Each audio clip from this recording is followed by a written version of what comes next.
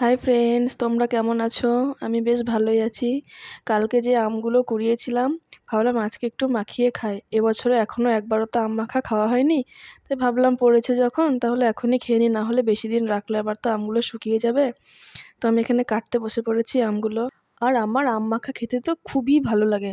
আমার তো মনে হয় সকল মেয়েদেরই আম মাখা খেতে ভালো লাগে। এমন কোনো মেয়ে বোধহয় নেই যে টক খেতে পছন্দ করে না, সবাই টক খেতে ভালোবাসে। আর এই যে আমের কুশিগুলো দিয়ে আমি বলছিলাম, ছোটোবেলায় আমরা খুব খেলা করতাম, সবার গায়ে ছুঁড়ে ছুঁড়ে মারতাম আমের কুশিগুলো, সেগুলোই বলছিলাম এখানে।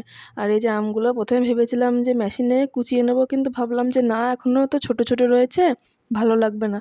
ওর জন্যে ভাবলাম একটু শিলনোড়ায় ভালো করে থেতো করে নিই আমগুলো। এটা করলে বেশ খেতে খুব ভালো লাগে, আর দাঁতটাও খুব একটা টক হয় না। একটু বড় হলে তখন আবার কুচিয়ে মাখালে পরে খেতে ভালো লাগবে। এখন একটু কষকষ থাকে, তো তার জন্য এইভাবেই মাখাচ্ছি।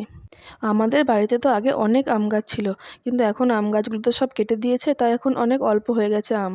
আগে প্রচুর আম ধরতো। আর এই যে বাড়িতে কাসুন্দি আনা ছিল না, ওর জন্য ভাবলাম একটু সর্ষেও বেটে দিই, তাহলে বেশ টেস্টটা ভালো লাগবে। আর এখানে একটা কাঁচা লঙ্কা দিয়ে দিয়েছি।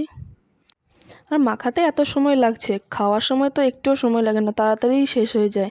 এই যে এখানে আমি একটু লঙ্কাও পুড়িয়ে নিয়েছিলাম, লঙ্কা পোড়া দিলে না সেন্টটা খুব ভালো লাগে। আর এখানে বিট নুন, চিনি সমস্ত কিছুই দিয়ে দিচ্ছিলাম অল্প অল্প করে, তাহলে বেশ সব কিছু দিলে না খুব টেস্টি হয় খেতে। এবার তো এই শুরু হলো আম মাখা খাওয়ার দিন। এবার তো প্রায় দিনই ঝড় হবে, আম পড়বে, আর পড়লেই মাখিয়ে নেব।